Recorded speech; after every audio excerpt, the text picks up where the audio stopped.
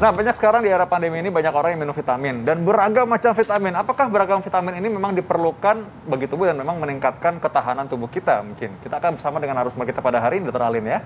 Yes, dan sudah hadir bersama kita hari ini di tengah kita yaitu Dr. Lona, spesialis farmakologi klinis. Selamat pagi Dr. Lona. Selamat pagi. Sehat dok, alhamdulillah. Sehat. Yes. Ya, baik.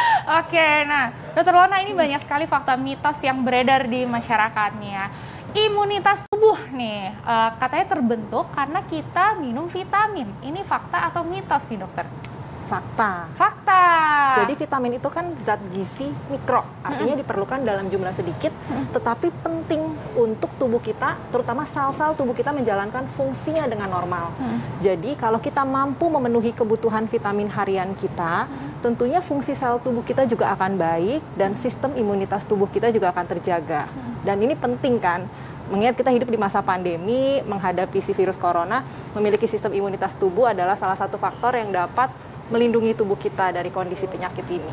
Ya mungkin sekilas aja ya, bahwa mungkin sebenarnya tubuh kita ini ada yang memang vitamin ini perlu banget untuk konsumsi tambahan. Ada juga memang dalam makanan tubuh kita, makanan sehari-hari mungkin juga udah ada gitu. Betul. Jadi sebenarnya kalau kita bisa makan makanan buah dan sayur dengan beragam, termasuk memenuhi kebutuhan zat gizi makro. Di sini ada karbohidrat, vitamin, mineral, karena si vitamin karbohidrat, protein dan lemak, dan vitamin itu sebagai zat gizi mikro setiap hari kontinu persisten tentunya. Vitamin dan mineral dari sumber makanan tersebut sudah cukup. Tetapi pada kondisi-kondisi tertentu, kadang-kadang kita memerlukan tambahan vitamin dari luar. Misalnya, sedang dalam masa proses penyembuhan dari sakit, wanita hamil, atau ibu menyusui. Tentunya kalau perlu tambahan vitamin dari luar, bisa mengkonsumsi suplemen vitamin dalam bentuk tablet seperti ini. Ya, baik. Ini kita punya tabel di mana ada beragam kebutuhan vitamin pada tubuh kita, untuk tubuh kita ya. Kita akan bantu jelaskan kepada pemirsa kebutuhan-kebutuhan ini. Betul. Jadi di sini terlihat bahwa kebutuhan vitamin di tubuh kita ini cukup beragam. Ada beberapa vitamin di sini, ada vitamin A, vitamin B kompleks, vitamin C, mineral yang cukup beragam juga. Dan sehari-hari kita nih harus memenuhi semua kebutuhan vitamin ini. Tujuannya supaya apa? Tujuannya adalah supaya semua sel-sel yang ada di tubuh kita berfungsi dengan normal. Dan kalau ternyata kita memang memerlukan suplemen vitamin dari luar, jangan lupa kita membaca kemasan yang ada di suplemen vitamin yang bisa terlihat seperti ini. Apakah komposisinya sudah memenuhi kebutuhan gizi harian? Yes, jadi bisa dilihat ya di botolnya. Betul. Ya, dok ya. Nah, ini juga penting juga ya dok ya, kalau misalnya kita tahu tabel kebutuhan vitamin pada tubuh, ada beberapa vitamin di sini gitu ya, kebutuhan hariannya yang dianjurkan ternyata sekian gitu ya. Tapi kemarin kita sempat dihebohkan nih dok tentang vitamin D, karena kan vitamin D kan sekarang lagi ini banget ya, lagi happening banget gitu kan ya. Nah, katanya ada nih yang bilang minimal harus 1.000, minimal harus 10.000 bahkan. Nah, itu kalau misalnya dok kelebihan gitu kan, kalau misalnya di situ kan kita udah terlihat ya vitamin D itu harusnya berapa gitu ya. Maksimal ini 600 sampai 4.000. Kalau misalnya kelebihan dalam satu hari gitu ya dok, apa sih yang akan terjadi pada tubuh kita? Apakah nanti takutnya mengendap gitu ya ke organ-organ, atau apa sih sebenarnya yang terjadi bisa dok? Tapi jangan dijawab dulu dokter, sesaat lagi kita akan kembali tetap di Hidup Sehat. Oke, kita kembali lagi nih ya. Kita seru banget lah ngomongin vitamin ya kan, karena emang perbincangannya pun juga seru banget ya kan. Mengenai vitamin D nih yang kemarin lagi heboh banget gitu kan, itu kalau misalnya kita minumnya kebanyakan berlebihan, apakah ada dampak terhadap tubuh kita? Silakan dokter Lona. Thank you. Jadi vitamin tuh kita bisa kelompokkan jadi dua bagian besar. Ada yang larut air, ada yang larut lemak. Vitamin D yang ditanyakan adalah vitamin yang larut lemak. Nah, kalau vitamin yang larut lemak ini kita konsumsi berlebihan dan jangka panjang, itu akan bisa diakumulasi di tubuh. Artinya bisa disimpan. Nah, disimpannya di mana? Biasanya di liver. Jadi, kalau kita mengkonsumsi vitamin D ini, yaitu salah satu vitamin yang larut lemak berlebihan dan itu terus-menerus, tentunya akan memperberat fungsi liver kita. Dan tidak menutup kemungkinan akan terjadi kerusakan fungsi liver kalau hal ini terus kita lakukan. Nah, bagi di pembuluh darah juga ada kemungkinan di kemudian hari ada pengerasan pembuluh darah atau bahkan katup-katup jantung.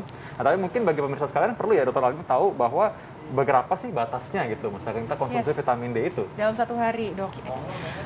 Secara umum, kalau memang kadar vitamin D-nya dalam batas normal, itu kita membutuhkan 400 international unit.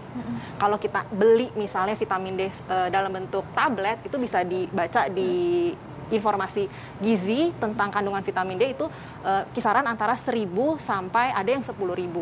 Tetapi sebelum kita mengkonsumsi vitamin D, alangkah baiknya kita melakukan pemeriksaan laboratorium dulu, Dok, untuk melihat level atau kadar vitamin D kita. Tentunya kalau kurang, kita membutuhkan lebih banyak daripada yang tadi atau 400 international unit, bisa 1.000 sampai 2.000 international unit per hari. Gitu ya, jadi nggak sampai yang 10.000 gitu juga, itu juga bahaya berarti ya, Dok ya? Kalau dilakukan secara terus-menerus dan diakumulasi tentunya akan berbahaya. Oke, nah maksimal kalau minum vitamin D setiap hari berarti nggak apa-apa, Dok? Minum vitamin D setiap hari boleh, asal jumlahnya yang perlu diperhatikan dan cara mengkonsumsinya harus benar nih, Dok. Yes, betul. Nah, ini ada lagi nih, Dok, fakta atau mitos bahwa tubuh manusia tidak dapat memprediksi vitamin sendiri. Ini fakta atau mitos, dokter? Fakta. Fakta bahwa tubuh manusia tidak dapat memproduksi. Betul. Okay. Vitamin ini kan zat gizi mikro yang artinya kita butuhkan dalam jumlah kecil, tapi tetap kita butuhkan dan setiap hari itu harus ada asupan ke badan kita. Tetapi sayangnya badan kita atau tubuh manusia ini tidak bisa memproduksi vitamin, dan kalau berlebihan, terutama untuk vitamin yang larut air, tidak bisa disimpan menjadi cadangan. Gitu ya. Nah, ini penting juga ya, benar ya, sebagai orang kadang-kadang kan mereka ada yang takut berlebihan juga karena kelebihan vitamin kadang-kadang gitu. Ada juga yang karena saking parnonya minumnya kebanyakan juga. Yang paling sering tuh mungkin ngomong sekarang vitamin C atau vitamin B. Vitamin C kan lagi laku banget nih sekarang nih ya. Ada nggak satu tukang sana vitamin C itu ada yang bilang, aduh ini biar kuat deh daya imun saya, minumnya dosis tinggi gitu. Nah, bedanya vitamin C sama vitamin D atau bedanya vitamin C dan B dengan vitamin D. Tadi vitamin D adalah vitamin yang larut lemak. Kalau kita mengkonsumsi berlebihan, kita bisa menyimpannya di liver dan itu akan tanda kutip berbahaya kalau dilakukan secara terus-menerus. Sedangkan kalau vitamin C dan B itu kelompok vitamin yang larut air, Dok. Jadi kalaupun kebutuhan vitamin C kita misalnya sehari let's say 100 mg, terus kita mengkonsumsinya sampai 1000 mg per hari, itu pasti dibuang melalui urin atau melalui keringat. Jadi apakah berbahaya? Lebih berbahaya yang vitamin larut lemak. Tapi kalau itu dilakukan secara terus-menerus tentunya akan menimbulkan gangguan kesehatan atau mulai timbul keluhan, gangguan saluran cerna, kram perut, mual. Oke, nah ini sekarang juga lagi happening nih, Dok, suntik vitamin. Katanya nih booster buat imun. Nah itu tuh sebenarnya gimana sih, Dok? Penjelasannya, Dok? Suntik vitamin. Lagi-lagi vitamin itu sebenarnya cukup kalau kita bisa menjaga asupan makanan kita tetap sehat, Dok. Jadi kita makan karbohidrat, protein, lemak, dan asupan vitamin dan mineral dari buah dan sayur. Dan buah dan sayur ini harus beragam setiap hari. Artinya tidak bisa setiap hari misalnya saya mau makan sayur brokoli aja selama sebulan. Tidak bisa. Jadi setiap hari ini bergantian. Brokoli, tomat, apalagi kita kan negara tropis. Cukup banyak buah dan sayur di negara kita. Namun pada mereka yang mengalami defisiensi vitamin atau kekurangan vitamin, bahkan sampai menimbulkan gejala klinis. Atau mereka yang memang tidak bisa mengkonsumsi vitamin seperti orang-orang sehat pada umumnya dan tidak bisa makan makanan dari mulut. Termasuk mengkonsumsi suplemen vitamin dari mulut seperti yang ada di depan kita ini, mungkin dibutuhkan asupan vitamin yang disuntikan atau yang diinjeksikan langsung masuk ke pembuluh darah pada kondisi tersebut. Tetapi artinya bisa kita katakan di sini tidak semua orang membutuhkan vitamin yang disuntikan atau melalui pembuluh darah langsung. Yes. Pola hidup sehat dong, Dr. Arlene ya. Berarti hidup sehat makanya. Maka penting banget nih acara ini nih makanya.